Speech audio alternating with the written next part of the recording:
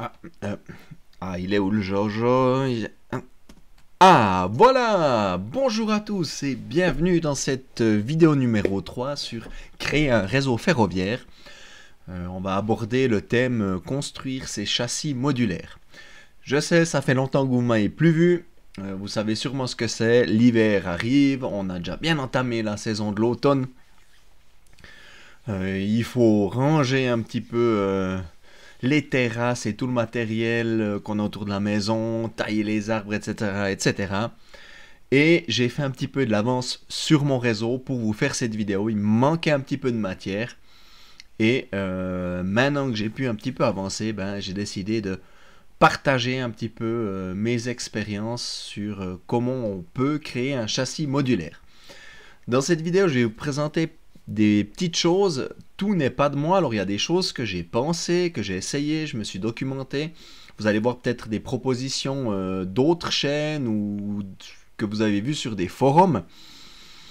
C'est tout simplement parce qu'il y a des choses que j'ai pas expérimentées. Et comme j'ai pas expérimenté, j'ai pas pu faire des photos ou des vidéos là-dessus. Du coup, on va démarrer dans cette vidéo avec une brève introduction. On va parler un peu réflexion de base, tout ce qui est bois, vis, forme, etc. Je vais vous présenter diverses idées. Hein, le but ici, c'est à nouveau pas de vous dire c'est cette solution. Moi, j'en ai choisi une où j'ai pris plusieurs idées puis j'ai fait quelques essais. Et ensuite, je vais vous présenter la construction de mes modules. C'est un peu exotique, hein. J'ai essayé quand même quelques façons de faire. Vous verrez aussi quelques petites bêtises qui font rire. Des fois, on a un peu l'effet tunnel et puis on oublie certaines dimensions. Et je vais vous montrer un peu comment je construis un module. J'ai fait quelques petites vidéos. Il y a quelques petites vidéos flash que je vais vous présenter dans cette présentation même, qui dure environ 30 secondes et 1 minute. Et il y en a une plus longue où je monte complètement le module, où là, ça sera sous forme de montage. Et je vais le faire en accéléré parce qu'il faut à peu près 15 à 20 minutes pour monter le module. Du coup, pour l'introduction, voilà, enfin, c'est aussi la raison du pourquoi vous m'avez pas vu plus tôt, c'est que j'ai enfin reçu mon bois, on va en parler plus tard. Donc j'ai reçu mon stock de bois pour faire mes modules. En introduction également, suivre les normes, j'en ai parlé déjà quelques fois dans mes vidéos. Oui, non, perso, non. Par contre, c'est une bonne idée si on veut participer toujours à des expositions. On devra au minimum avoir un module standard d'une norme pour pouvoir se raccorder aux autres personnes qui présentent leur maquette. Moi, j'ai décidé de partir sur un réseau modulaire, mais pour pouvoir déplacer en exposition éventuellement, mais c'est pas le critère de base. C'est plutôt dans le sens où j'ai envie de pouvoir le déplacer au besoin. Voilà. En cas de déménagement, ou si une exposition se présente, pourquoi pas, mais c'est pas la raison première. Par contre, les normes donnent des idées. Ça donne beaucoup d'idées. Il y a des gens qui ont réfléchi et puis qui ont mis sur papier en fait des critères, des règles minimales pour que la construction d'un module se passe bien, par exemple. Je parle souvent de la norme MOROP NEM 933.1, donc pour la création de réseaux modulaires suisses. J'ai juste mis ici un extrait qu'on peut voir où il présente ici les surfaces de raccordement des modules, quelle forme elles doivent avoir, où doivent être placés les trous pour fixer les modules entre eux, etc., etc. Donc ça peut donner des bonnes idées.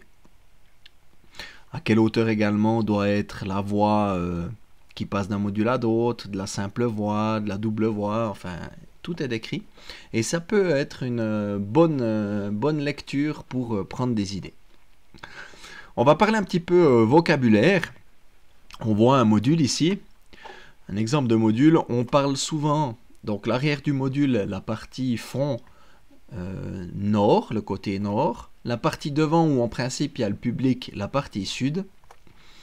les surfaces de raccordement ou les transitions, donc ça c'est ce qui viendra raccorder les modules entre eux, et la planche de tracé ou surface de roulement, enfin voilà, mais c'est un petit peu le petit vocabulaire que je voulais donner ici pour que quand je parle de partie nord, partie sud, qu'on se comprenne. Les questions qu'on peut se poser quand on construit une maquette, déjà si elle est modulaire ou pas, hein, ça c'est la première chose.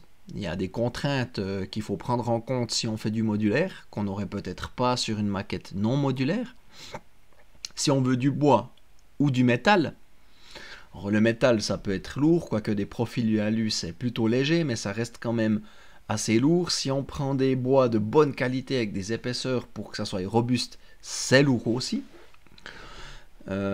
Si on prend des bois plus petits, ça sera plus léger, mais quand on parle de bois plus petit, plus fin, souvent on doit rajouter des renforts plus souvent. Donc voilà, c'est un petit peu ces questions-là qu'il faut se poser. Rigidité versus légèreté. Donc c'est clair, si on veut quelque chose de rigide, souvent c'est lourd. Si on veut du léger, ben, c'est moins solide. Donc à voir qu'est-ce qu'on veut. Pour une maquette qu'on déplacerait souvent, on va peut-être privilégier la légèreté pour moins s'embêter, tout en restant rigide. Mais si on a un réseau qu'on déplace pas ou peu, peut-être qu'on peut être un petit peu plus rigide. Les dimensions, bien sûr, à quelle hauteur on veut que notre décor soit visible, comment on va construire les pieds, l'accouplement des modules, le centrage des modules pour qu'ils soient toujours bien au bon endroit, parce qu'il n'y a rien de plus désagréable que quand on met deux modules ensemble, tout d'un coup on a un espace de 3-4 mm entre les bois, ou pire, qu'elles ne soient pas à la même hauteur. Donc dans un sens ça va bien aller, puis dans l'autre on va chaque fois taper avec les roues dans le rail. Donc voilà comment on résout ce problème. Alors je ne suis pas mécanicien, je ne suis non plus pas menuisier, par contre je travaille plus facilement le bois que le métal parce que je suis un peu outillé pour travailler du bois, un minimum. Du coup, je vais m'orienter plutôt sur des solutions bois que des solutions centrage métal. Hein, si on a un mécano qui fait des jolis centrages qu'on vient visser sur les modules avec des goupilles et tout ça qui s'ajustent tout bien, c'est magnifique, mais j'ai pas les connaissances, j'ai pas le matériel pour ça.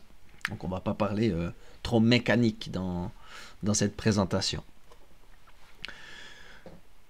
Si on veut prévoir une boîte pour ranger les modules, hein, je connais des clubs qui ont des modules et ils sont tous rangés dans des boîtes.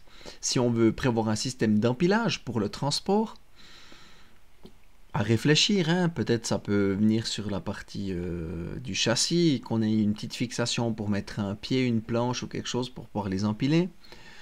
Si on veut un éclairage intégré, alors on est déjà une étape plus loin, hein, mais on peut peut-être déjà prévoir des fixations pour un système d'éclairage. Il y a aussi des gens qui mettent leur module comme dans une télé avec tout un cadre en bois, puis on voit juste la petite ouverture où on a le décor. Donc c'est clair, c'est des petites choses à penser pour éviter de se retrouver, comme on dit, bec de gaz quand on a fait notre maquette, puis qu'on se dit « Ah ben là, j'ai plus la place de pouvoir mettre mon éclairage ». Toutes ces questions, on va essayer d'y répondre ou plus ou moins d'en parler, de donner des solutions durant cette vidéo. Forme et dimension.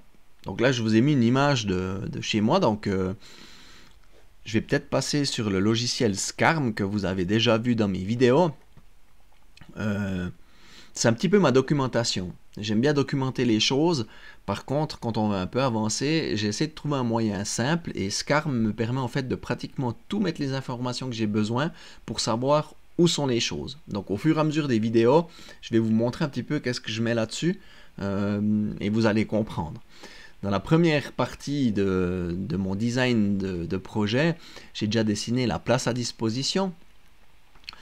J'avais ici ces deux modules qu'on voit là, qui avaient des dimensions bien précises. On a du 120, enfin 1m20 par 70 cm. Et ensuite, j'ai brodé ici autour pour faire mon petit réseau. Si je reviens vite juste sur la présentation, mon premier dessin, on le voit ici, j'ai même placé mon petit poste de commande, puis je me suis dit, ah ouais, ici on n'a plus beaucoup de place. Donc de pouvoir dessiner et visualiser, ça m'a fait déplacer ici ces deux modules un petit peu plus loin pour avoir de la place, et c'est ce qu'on voit ici. Donc on a un peu plus de place. J'ai juste décalé le raccord du module qui était ici sur la photo que vous avez vue avant, au milieu de ce module. Je les ai numérotés, module 1, 2, 3, 7, 8, 9. Comme ça, je sais aussi de quel module je parle. Et ça va me permettre quoi, ça, par la suite? C'est qu'au lieu de dessiner un grand schéma électrique, je pourrais simplement définir des interfaces électriques entre mes modules en disant, voilà, ça c'est l'interface qui va de 10 à 11, ou de 9 à 10. Et je quitte de dessiner un schéma parce que rien que un système de connecteurs, 9 pins ou 15 pins ou 20 pins, je pourrais dire, ben voilà, du module 10 au 11, la pin 1 il y a ça, la pin 2 il y a ça, la pin 3 il y a ça, et j'ai pas besoin de schéma en fait. Voilà, mais on en reparlera un peu plus tard. Donc ça permet vraiment de visualiser qu'est-ce que j'ai. Alors ici j'ai encore une vitrine que j'ai mis, c'est pour ça que je peux pas déplacer mon petit poste de commande trop sur la droite. Mais ça permet vraiment de définir les choses. Donc SCARM peut déjà donner l'empattement, l'encombrement qu'on aura avec nos modules. Et j'ai des modules de 1,20 m par 70 par 1,20 m par 50 cm et 1,20 m par 40 cm. Et un gros module ici où j'aimerais faire un hélicoïdal. Donc voilà, ça permet de visualiser déjà bien les choses. Donc les dimensions, c'est souvent par rapport à la place qu'on a. Après, si on fait des expositions, on peut très bien construire module par module et puis les stocker quelque part. Mais moi, je veux les avoir montés chez moi. Quel bois? Grande question. Grande question, on entend beaucoup de choses. Dans l'idéal, il faudrait trouver un bois qui résiste à l'humidité, donc qui voile pas ou qui se tord pas, qui se déforme pas à l'humidité, qui soit stable du coup, et léger. Et aussi rigide.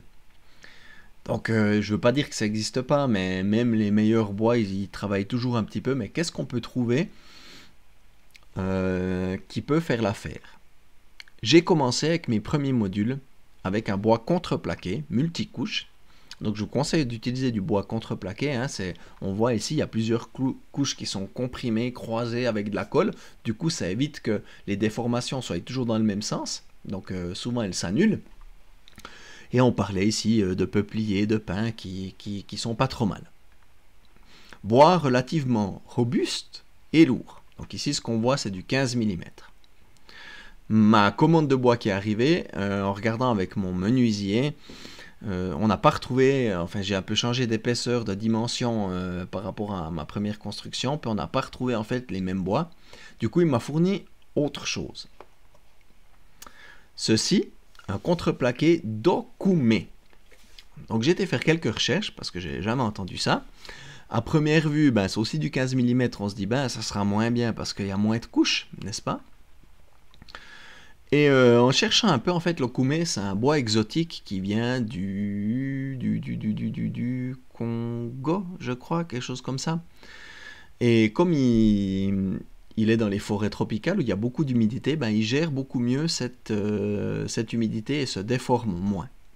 C'est un bois qui est très utilisé dans la rénovation de bateaux, donc ça veut dire que ça résiste bien à l'eau. Et en fait, contrairement à ce qu'on peut voir ici, quand on visse dedans, ça prend bien les vis, ça tient bien, et c'est assez robuste. Et, contrairement à celui-là, il est plus léger. Donc on voit vraiment une différence, si on prend une pièce de même grandeur, il est plus léger. Donc tout bénef, par contre, l'avenir nous dira si ça fonctionne autant bien que le premier bois que j'avais. Voilà juste pour l'échange sur le bois. Donc ça c'est la première chose, c'est bien choisir son bois. Le bon bois coûte aussi quelque chose, ça c'est clair. Après, je pense pas que sur la base d'un châssis et puis sur des plans de roulement, des planches de tracé, c'est pas là qu'il faut économiser, parce que j'ai aussi fait des maquettes où je chopais vite un bout de bois parce que j'étais dessous, puis on met des cales, on a du 12 mm qui vient sur du 15, on a mis un bout de carton, donc c'est pas forcément l'idéal. Ça fonctionne, mais si on veut faire quelque chose de propre, c'est vrai qu'il faut aussi le bon bois qui va bien. Au niveau des épaisseurs, là j'ai expérimenté plusieurs choses. J'ai déjà essayé de faire la partie nord en 9 mm et la partie sud en 9 mm. Et c'est vrai, quand on fait les trous et qu'on vient mettre les pieds, ça tient, mais on a l'impression que ça breloque un peu.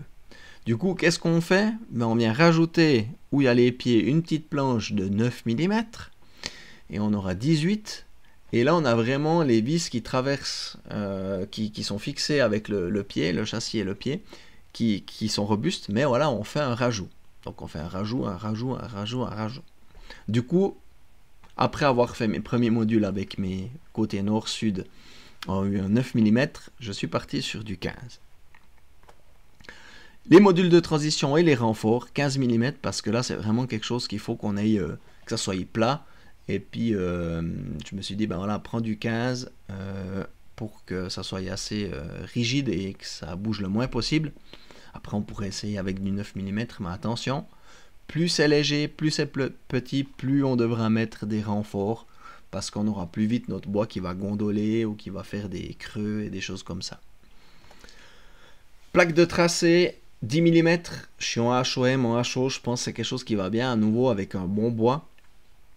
Je descends jusqu'à 8 mm pour l'hélicoïdal, je vais essayer du 8 mm pour gagner en hauteur, pour pouvoir faire des tours et puis que ma locomotive puisse passer avec le panneau en haut et puis de la caténaire. Donc voilà, la finalité pour moi, ce que j'ai choisi, c'est 15 mm pour les côtés et les renforts et 10 mm pour la partie roulement. On voit ici dans la construction du module, on a ici des carrelets qui permettent de faire l'angle droit. Et on vient visser dans les carrelets pour tendre le module. On voit que les côtés nord-sud viennent contre les modules les plaques de transition. On pourrait faire l'inverse, avoir plutôt le côté nord-sud qui vient à l'extérieur ici. Après, c'est un petit peu plus difficile à régler la longueur si on n'est pas droit perpendiculaire. Vous verrez dans les vidéos, moi j'ai un système de serre-joint avec un ruban et des angles qui permet en fait de tout serrer pour être plus ou moins à angle droit. Et je vise directement dans la planche. D'où mon choix de 15 mm aussi, c'est que je puisse fixer ici mes parties de transition sur mes côtés nord-sud directement dans la tranche sans mettre des carrelets. Donc les premiers essais, j'ai fait avec des carrelets. C'était pas droit à la gloire, alors j'ai décidé de changer. C'est pour ça que je vise directement. Est-ce que la visserie est importante? Ah non, on a des vis dans le tiroir, on en trouve dans les grands supermarchés de bricolage. Eh ben oui, ayant fait quelques travaux chez moi et j'ai eu des artisans, j'ai fait des tests avec leur matériel et c'est tout autre chose. La vis est hyper importante. Pourquoi? Quand vous faites ceci, vous avez par exemple ici mon côté sud et j'ai ma planche ici qu'on voit de transition. Je préperce juste la première planche pour guider ma vis, pour être au milieu de ma planche et ensuite je passe directement. On pourrait passer les deux planches avec des vis. Quand c'est de la vis de bonne qualité, ça traverse sa vis, c'est nickel. Si vous utilisez des vis qui sont moins chères, de moins bonne qualité, si vous ne faites pas un pré-trou d'environ un tiers du diamètre de la vis, quand vous allez tendre, ça va péter la planche ici. Du coup, moi j'ai utilisé ce style de vis et c'est vraiment un bonheur. Et on voit qu'elle est designée ici avec un petit perçage, des petits angles pour évacuer les copeaux. Et c'est vraiment quelque chose qui marche nickel. Par contre, il faut passer par un artisan pour les avoir, par un professionnel. On ne peut pas les acheter par exemple dans le commerce. Mais visserie, honnêtement, quand on fait quelque chose de propre, c'est un bonheur. Centrage des modules entre eux, ça c'est aussi... on va passer sur quelques idées maintenant. Donc ici, il n'y a pas tout qui est de moi, c'est des choses que j'ai pensé faire. J'ai regardé des vidéos, j'ai regardé des tutos, j'ai lu dans des forums. Et c'est des choses que j'ai pas forcément toutes choisies, mais je me permets de vous les exposer, ça peut vous donner des idées. Le premier, c'est d'avoir par exemple ici nos côtés nord-sud qui dépassent de la planche de transition et de mettre ici une latte plate. Et l'autre côté, en fait, le module qui viendra, il aura l'autre partie ici, qui pourra venir se poser simplement sur le petit rebord, et ensuite tendre avec les vis de fixation. Donc c'est quelque chose qui marche très très bien. pour être très bien ajusté. C'est peut-être pas la bonne solution, mais en étant posé ici, puis en jouant avec le jeu des trous, on va arriver à faire quelque chose de bien. Et le gros avantage, c'est que le premier module, on met les 2 pieds, puis après on met que un pied au module qui suit, puis on vient simplement le poser ici pour tendre. Une autre idée du même style que j'ai trouvé sur le même tuto, c'est de découper une planche avec une forme, et on vient simplement poser dessus. Comme ça, on aura en fait un centrage en hauteur, puis un centrage en largeur. Contrairement à ici où le centrage il est fait par les petits rebords ici, mais c'est peut-être moins précis que ce système. C'est une idée comme une autre, pourquoi pas. J'ai trouvé aussi un système ici qui est assez vendeur, c'est ceci. On pourrait très bien ne pas avoir ici d'escalier, donc des plaques comme on a vu dans les images précédentes. De monter ça, et c'est ces espèces de goupilles ici qui vont centrer notre module. Donc c'est super, par contre ça coûte assez cher. Il faut percer un trou pour coller le goujon dans le bois, et puis pour qu'il soit bien ajusté, il faut qu'ici le petit diamètre, le petit épaulement soit noyé dans le bois. Donc il faut vraiment faire ça proprement, sinon il n'y a aucune chance que ça marche bien. Un autre avantage de ceci, c'est qu'il est conducteur. Vous voyez, on peut souder des fils ici, et on peut directement faire la connectique du module avec ça. Donc ça, encore un argument de plus, super. Je ne sais pas comment on va réagir avec l'oxydation, les contacts, mais c'est quelque chose qui est très vendeur. Si on suit la norme au niveau électrique, elle dit qu'il faut 2 fils. 2 fils, les 2 pôles du digital pour les voies, qui doivent traverser le module. Donc ça marche bien quand on est en analogique ou en digital, tout en manuel. Mais si on va un peu informatiser la maquette modulaire, on a besoin de plus de fils. Donc si on a besoin de 6-8 fils, ben, ça vient onéreux.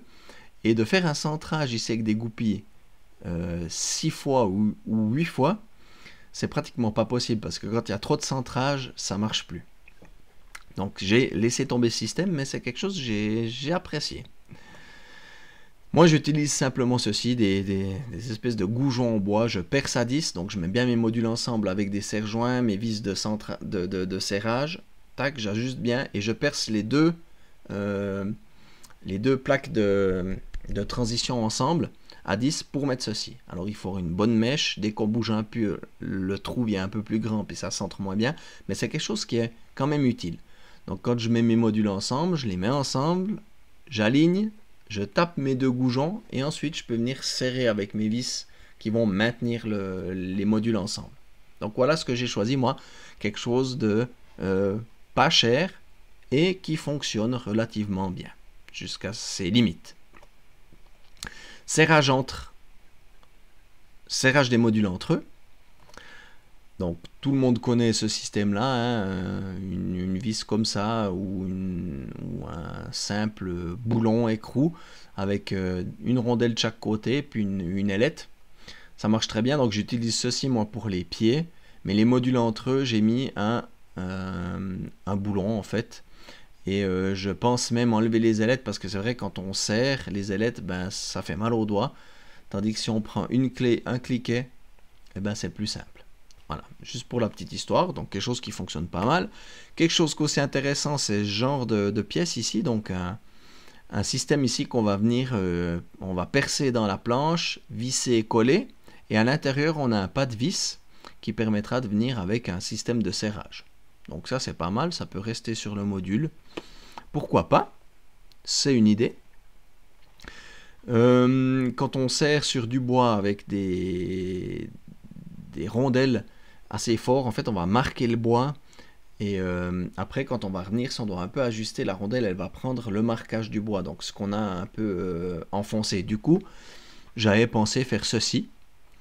J'en ai fait quelques-uns, donc des rondelles, je sais pas comment ça s'appelle, mais des rondelles carrées que j'ai percées pour visser dans mon bois, et ensuite je viens directement avec mon boulon, mon écrou dessus, ou on peut rajouter encore une rondelle au besoin, c'est égal. Alors c'est quelque chose qui est pas forcément très cher, mais qui est long à faire, du coup je les ai fait sur les premiers modules, puis maintenant je serre sur le bois directement. Mais pour la pérennité en fait du bois puis du module, c'est vrai que ça peut être une idée intéressante. Les pieds et les supports. Donc là, une idée que j'ai vue, magnifique, je trouve ça fabuleux. Le mec qui a fait ça, il a prévu son module avec la place dessous pour ranger les pieds, les replier. Il y a le tendeur ici pour la stabilité. Il s'emboîte, ça déplace pas le module. C'est vraiment chouette. J'ai décidé de ne pas le faire. Il y a un peu de réflexion quand même pour les rotules, pour faire ses bois, dans les mesures, pour que ça marche bien. Mais une idée, voilà, comme une autre, c'est que là, on a notre module, il y a tout dessus. Contrairement à moi, où j'ai un peu des pièces à droite à gauche. Pour les pieds lui-même, il faut que ça soit réglable, parce que les sols, ils sont jamais plats. Moi, ce que j'utilise, c'est ce genre d'étoile. J'ai un pied ici de 35 par 35, je perce à 8 mm, je crois. Je mets un peu de colle, je tape l'étoile, et ensuite je peux venir visser un pied de ce style. Et j'ai 50 mm de réglage. Je pense que c'est ce qui est nécessaire, c'est un minimum. On peut toujours rajouter des cales, mais ça fait propre. Donc voilà une idée toute simple qu'on peut trouver dans les magasins de bricolage. Les espèces de petites étoiles à taper avec le pas de vis et des pieds réglables. Alors il y en a plusieurs sortes, mais ça va très très bien. Chez moi, c'est comme ça. Donc c'est à part du module, on a ici le pied avec mes pieds réglables qui seront ici, une planche pour donner de la rigidité dans la largeur et un anthrax de trou ici, je crois c'est 7 cm partout. Donc tous mes modules seront prévus avec les trous pour fixer les pieds. Mon problème avec ceci, parce que si on veut une maquette, on la met en principe à un peu plus d'1 mètre de hauteur. J'ai ma surface, je suis sous le toit de ma maison. Si j'ai des pieds d'1 mètre, boum, je peux utiliser que cette partie. Du coup, pour pallier à ça, j'ai décidé de construire un châssis plus bas qui me permet juste de passer dessous pour être à l'aise pour travailler quand je suis sur une planche à roulettes. Et je pose mes modules dessus. Et ici, vous voyez, j'ai les trous pour mes pieds au cas où je voudrais déplacer mon module dans une exposition. Donc, ici on voit j'ai 2 étages, j'aurai une gare cachée, donc j'ai prévu mon châssis pour pouvoir passer mes modules de 50 cm ici dessous et pouvoir mettre les modules de décor dessus avec un pied que je dois encore modifier ici avec une tige puis une ailette pour pouvoir l'enlever afin d'enlever plus facilement mes modules. Voilà, pour la réflexion, donc ça c'est ma construction. J'ai décidé de faire des pieds comme je vous l'ai montré, mais c'est que si je vais dans une expo, mais tous les modules en sont prévus. Et j'ai un châssis que j'ai refait chez moi, là, qui est fixe, et je viens simplement poser mes modules dessus. Contre les parois, on pourra imaginer par exemple un système d'équerre. Interface entre les modules. Donc là, je vais vous présenter l'interface que j'ai moi pour un module de... ça doit être du 50 cm, ça. On retrouve ici 3 trous de serrage avec des vis M8 avec les ailettes. Donc je perce pratiquement à 9. Parce que c'est vrai que des fois, à 8, on passe pas si on perce pas en même temps. Et ça, c'est des trous que je perce pas forcément quand les modules sont assemblés. Et j'ai mes trous de 10 ici pour mes petits goujons de centrage où ceux-là, je perce vraiment quand les 2 modules sont accouplés correctement. Et on voit ici la surface de transition avec encore un gros trou pour passer les câbles à travers mon module. Mes fixations de côté nord-sud avec ces 3 vis qui viennent directement dans la tranche. Et ma planche de tracé qui est ici, qu'on voit juste dessus. On voit que j'avais fait une petite découpe ici, c'était, j'avais pensé à un système pour pouvoir en fait empiler mes modules avec un petit système de pieds de 40 par 40 ou quelque chose comme ça. Mais ça n'a pas été retenu, mais ma foi, les angles sont du coup coupés. Voilà pour l'interface entre mes modules, les planches de transition. Du coup ici, grosse bêtise de ma part, j'ai mesuré mes petits bois, on voit ici ma partie nord, avec les trous pour fixer les pieds. Je vous parlais d'une petite planche de renfort parce que ici je suis en 8 mm, voilà, super, et mes planches de 15. Mais ce que j'ai pas pensé, c'est qu'en mettant en fait mes côtés nord-sud contre les planches de transition, ben il allait me manquer ici 15 mm. Et 2 fois 15 mm, ça fait 30 mm. Donc quand on a le décor, il n'y a pas de problème. Mais quand on a un ciel bleu, ça fait pas très joli. Ça donne ceci. Voilà, grosse bêtise de ma part. On peut toujours rafistoler quelque chose. Mais pensez-y de peut-être prendre la partie nord un peu plus grande et de juste faire la découpe de la largeur de la planche pour qu'elle vienne s'encastrer ici dans le côté nord. Ça évite d'avoir ce genre de petites blagues assez rigolotes. Du coup, au niveau construction, on a vu l'empattement, le dessin de nos modules, donc on connaît les dimensions de nos modules. Je voulais vous présenter encore un dessin de mes pièces. J'ai pas eu le temps de le faire, donc c'est du gribouillis sur des feuilles qu'on a sous la main, puis tout d'un coup qu'on perd, et puis après qu'on redessine. Enfin bref, donc faire un croquis c'est toujours important. Ensuite on peut faire son bois. Donc j'ai demandé quelles étaient les dimensions des planches quand mon menuisier commandait, il me les a données, donc j'ai réparti ça pour qu'il puisse me les scier propres, parce que j'ai pas de scie circulaire pour scier propre, donc j'ai commandé les pièces. Et ensuite, marquage des pièces, perçage, préparation pour monter mon module. Donc ça c'est typiquement un module d'1,20 m par 50 cm pour une gare cachée. On retrouve les côtés nord-sud, les deux parties de transition qui sont déjà toutes pré-percées, sauf les trous de centrage pour mes goujons. Et mes modules de renfort ici, qui vont venir à l'intérieur, puis qui sont un petit peu moins larges que les modules de transition, bien sûr, vu qu'ils sont à l'intérieur. Là, il manque les deux trous, deux gros trous pour passer les câbles. Bref, c'est pas important. Du coup, ici, je vais vous montrer quelques petites vidéos rapides que je pourrais peut-être commenter. Mais voilà, c'est moi qui travaille en fait, puis je vous montre un petit peu comment je pratique pour arriver à ceci, avoir toutes mes pièces prêtes pour le montage de mon module.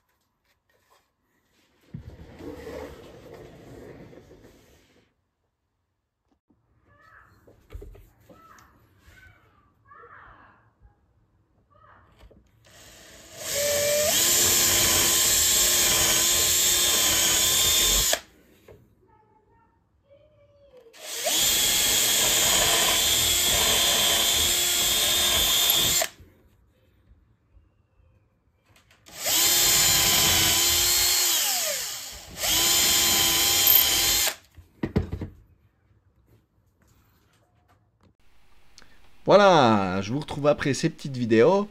Du coup, ben, vous avez vu une fois qu'on a bien préparé, bien prévu, bien pensé son truc, qu'on a préparé toutes les pièces, qu'on a tout qui va bien. On est prêt pour passer au montage du cadre, puis de la planche de roulement.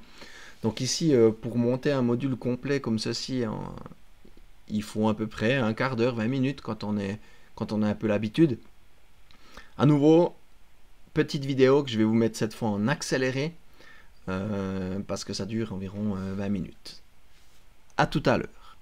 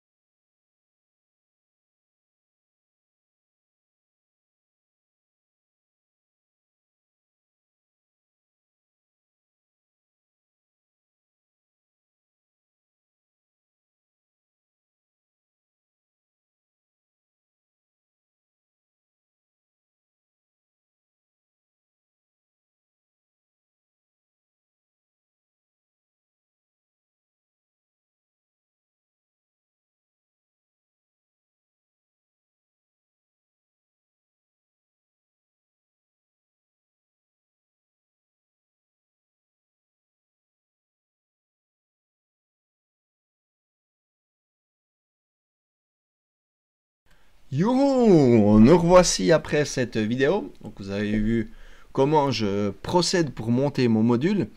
Pour finaliser tout ça, ensuite je mets encore une petite couche de liège de millimètres sur mon module, comme ceci, pour le bruit, pour avoir une surface un petit peu plus élevée pour le ballast aussi.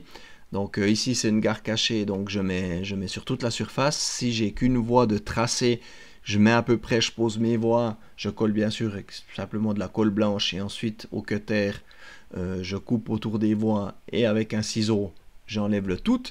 Après une fois que c'est décoré, on voit plus rien. Après on peut très bien mettre aussi les bandes de liège du marché exprès pour, avec les petits biseaux et tout ça. Soit, après la variante ici, rouleau de liège un petit peu moins cher. Et ça nous donne environ ceci.